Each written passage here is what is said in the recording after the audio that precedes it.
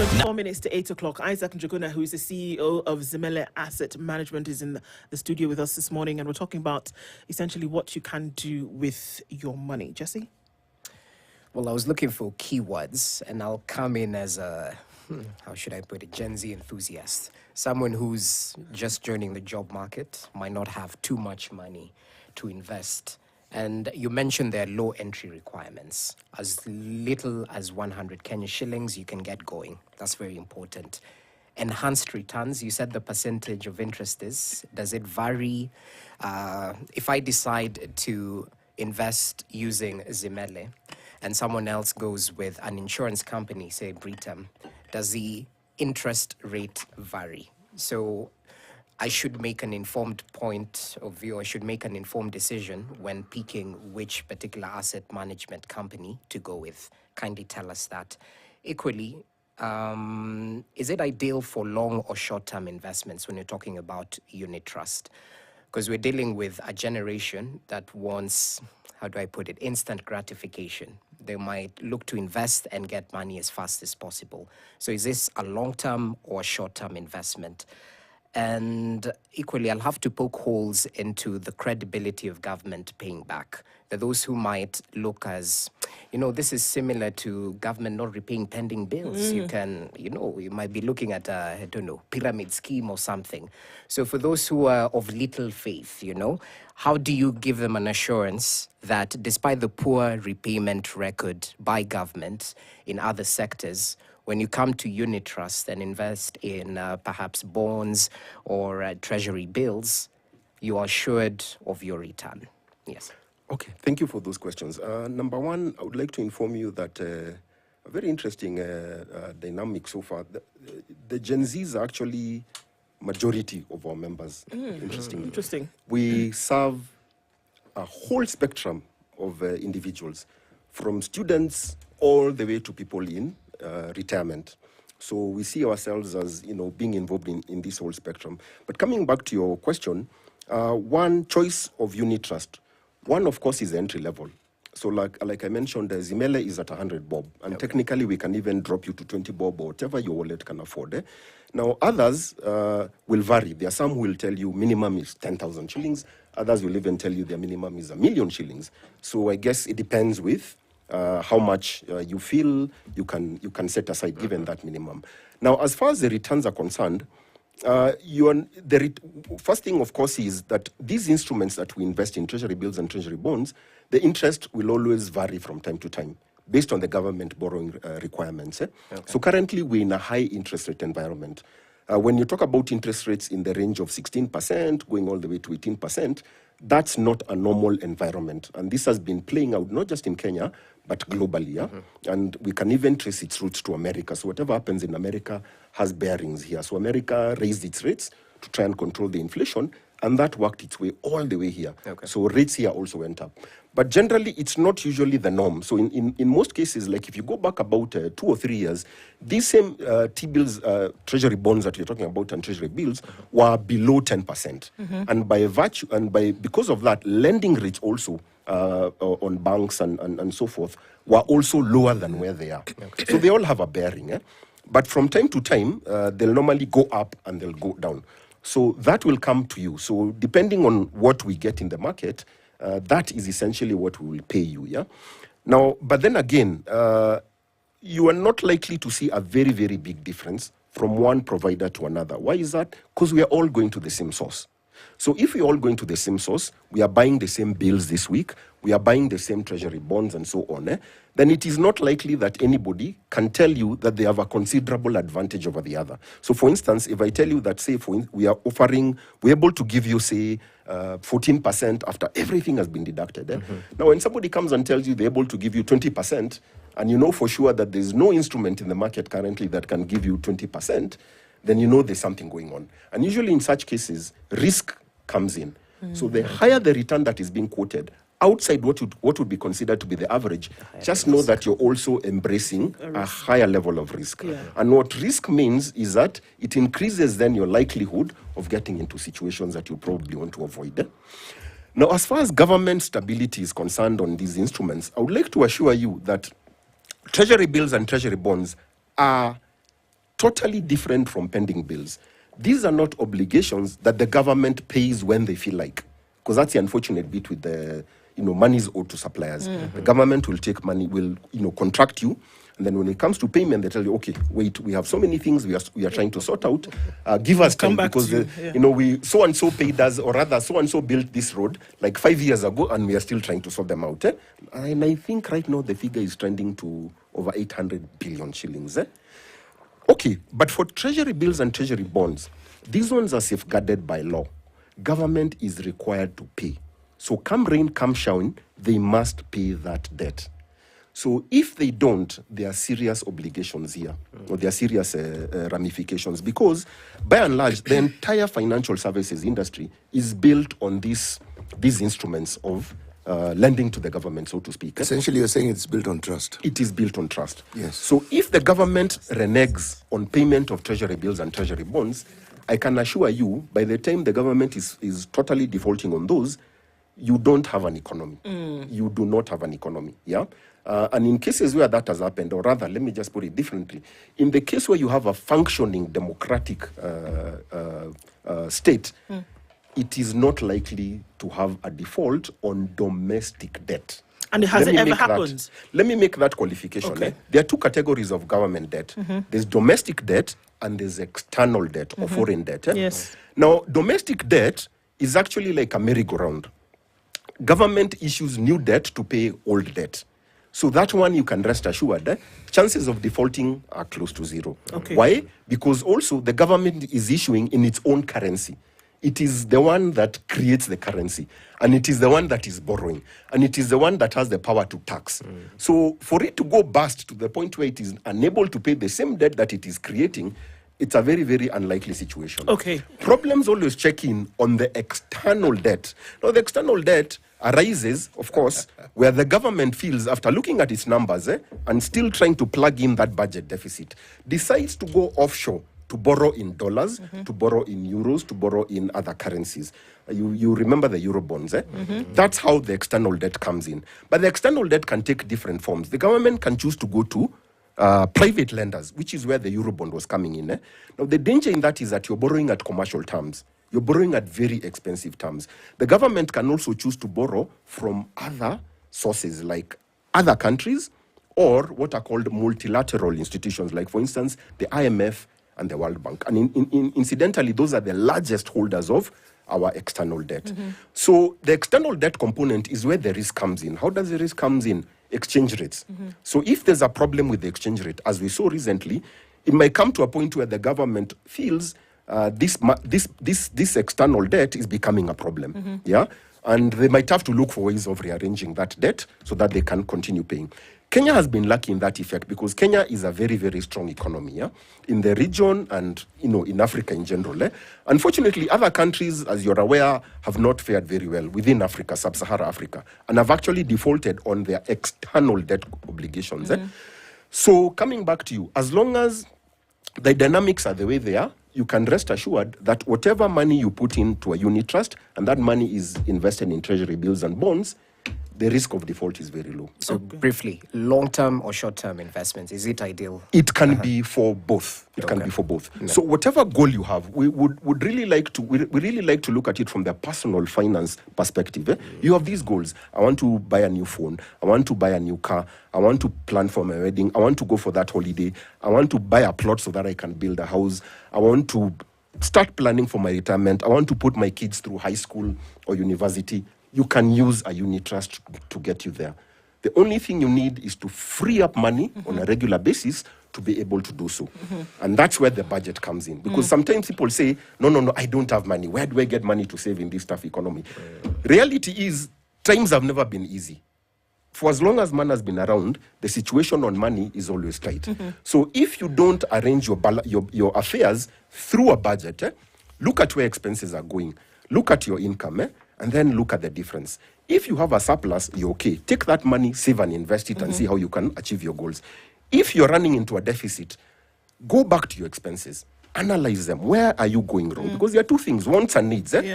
Remove your wants. And I can assure you, once you've removed your wants and you're left with the needs, chances are you'll end up with a surplus that you can set aside to achieve your goals. Okay, look at the space in which we currently operate in, where everybody has a side hustle, Isaac, and with that side hustle, more often than not, you're seeing some kind of shilling coming in every day, or every 2 days, or every week, kind of thing, and you can actually see the shillings and cents check into your phone, or somebody's paying you. What would be the difference between this, and how would you say opt for unit trusts, opt for taking your money and putting it somewhere where you can watch it grow? Whereas you enter into a side hustle, real estate, buying or whatever, and that you can actually see somebody's paying you something every month. What would be the difference, and how would you then be able to navigate that? There's really not much difference. It's all the same thing. The side hustle, you're looking at making a profit. So, and also at your personal level, say the employment income, you're looking at maximizing that income so that you end up with a surplus. So in all cases, we are looking at the pursuit of a surplus. But the question is, once that surplus is realized, so for instance, you've done your side hustle, somebody else has a business that's doing very well, they've managed to make a profit, and they've paid themselves dividends. What do you do then? That's where we come in. What you do with the surplus? What you do with the surplus is where we come in. Okay. So, and that's what I was saying, the budget at the individual level will be your tool, will be your guide to generating that surplus. And it's very easy. These days, there are apps that can help you do that. And just to challenge the audience, just take your M-Pesa statement. These days, I believe, there's almost no item that you can buy that you would not be able to use, mobile money. So take your take your M-Pesa statement and just go through it, the expenses. Download it and go through it in detail, each and every item. I am telling you, you will start knowing the kind of person you are, because you'll see things that are not making sense. Just from the charges? Yes, and that is where your money has been going. You go somewhere, you see new things. You see nice shoes. Let me get those. You go somewhere else, you see people are telling, there's this happening, here. But see, before you know it, there's no money left. And then you're wondering, how is it every month? Money comes to me, but I have nothing left at the end of the month. Therefore, I can't save, I can't invest, I can't grow. No, you need to look at your expenses. If you look at your expenses, and we always say there's no such thing as a lot of money, and there's no such thing as little money.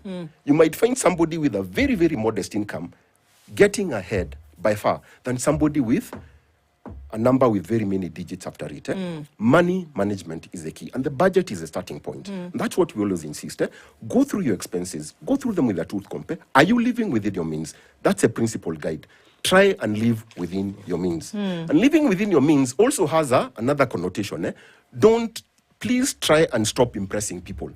If you can avoid impressing people, you are going to live a very comfortable life. Because by and large, at the end of it, what we'd like to see ourselves doing is helping you achieve a better life experience through managing your money. Why? Because money is usually the source of stress. It can be the source of stress. It can be the source of comfort. Or lack of it. Or lack of it. Yeah. So we say, if you don't manage your money well, if you don't watch out for these things, you don't do your budget, you don't watch your expenses, you're busy trying to please everybody, you're getting, you're living outside your means, meaning you're getting into debt, you will always be the slave of money. And you will work your entire life and you'll have nothing to show for it.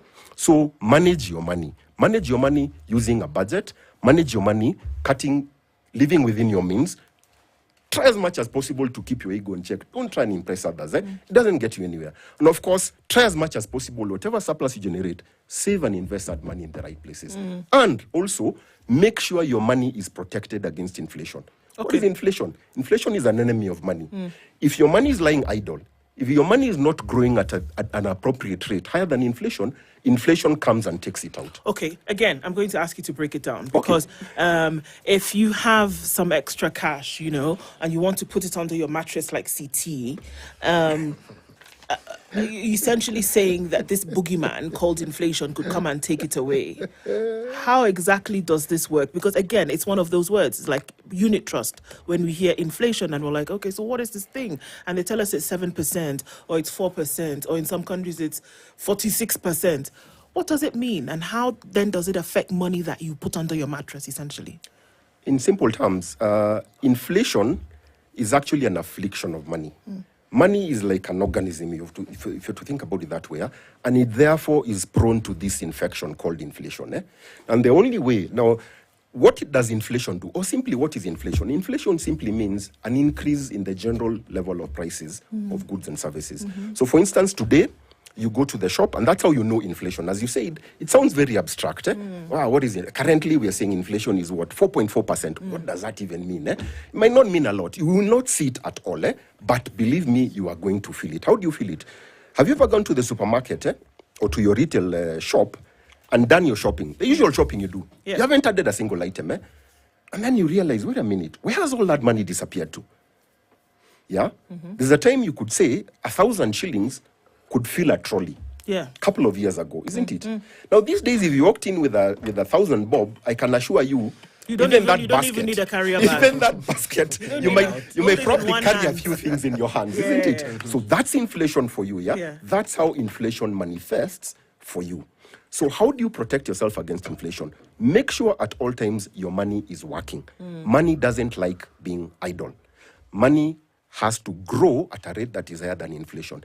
Now, automatically, when you put it into a unit trust like the Zimele savings plan, because we are paying you a return, a rate of interest that is always higher than the rate of inflation, your money will always be protected against inflation. You don't have to worry about that. However, if you're putting your money in a place where it is earning 0% in interest, or the proverbial mattress account, or where it is earning a rate of interest that is less than inflation, which is 4%, you are going to be in trouble. Why? The value of your money will be eroded constantly over time. You know, when you talk about inflation, it's like this very heinous animal that can actually consume you while you're asleep. There's always the question of what causes it. Inflation is a combination of very many factors. One, if you look at our situation, for instance, we have two main culprits. One is food prices. And in food prices, if you're to break it down, because our agriculture is dependent on rain, it's a do or die situation. Water or on rain? On water, let's say water. And in turn, that water is fed with rain. So if it fails to rain, or if it rains and the rainfall is not sufficient, we have problems. Food production suffers, and therefore prices of veggies, prices of cereals, everything goes up. So that's food inflation. And unfortunately, food inflation has a very, very high component in our everyday budget. Second item also that makes inflation to be a bother is energy prices. Now, energy prices checks in different ways, but the main culprit is really fuel. Why? Because we do not have our own fuel here. Our oil, petroleum, we have to import it. It is probably one of the largest import components, about a quarter or so of our total import bill. So because we are dependent on international prices, for which we have no control over, every time international fuel prices spike, you can expect local prices also to spike in time.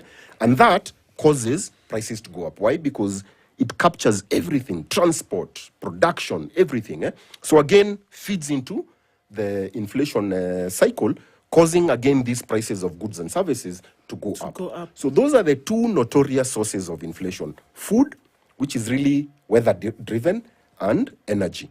So in other words, if you're to think about it from another perspective, if we were to move our agriculture to irrigation driven, so therefore we are not waiting for it to rain, we would tame food inflation. On the outside, if you were to move to something else that is, or rather reduce our dependence on fuel or petroleum, for instance, this move towards electric vehicles or electric engines, that would considerably reduce our dependence on international fuel prices. And those ones are subject to geopolitics. So for instance, like at any point in time, even right now as we speak, there's always somebody poking somebody else's eye, and you can almost bet that is going to cause an escalation that is going to cause fuel prices to go up, that is going to find us here, and we're not even in any way involved in that confrontation. So those are the two notorious sources. Yeah. Okay. You don't want to ask the question? Oh, Go ahead. Thank you. Just difference between money market fund and FIF, and equally, when in terms of the withdrawal process, when I invest in unit trust, is there ease in getting my money, in accessing funds? How long does it take to withdraw the initial sum? Good question.